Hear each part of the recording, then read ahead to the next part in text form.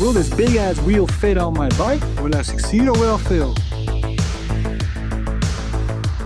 I'm making a picture of the settings so I can just put them back like they were. You can also use a marker, put a dot where it was. I cannot find a marker, so I'm just going to use my phone, make a photo of where it is, and write in the photo which side it is, so I know for later.